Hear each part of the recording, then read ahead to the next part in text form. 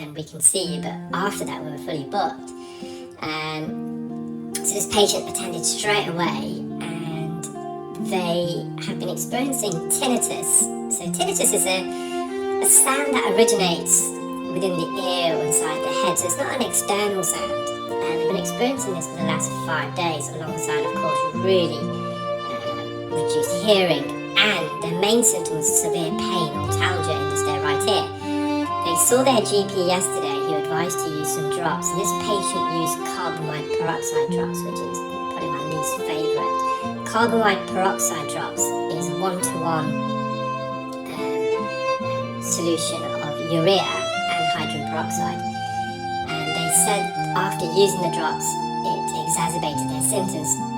Truth be told, whatever drops they used may have done that though, because this wax infection was so severe, it would have absorbed the drops, further expanded, because it's already impacted and right up against the ear canal and eardrum.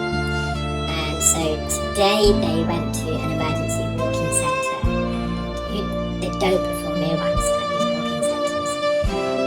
So fortunately they were able to book it myself, and this patient just wasn't able to hear at all from this their right ear. Now their left ear was bad as well.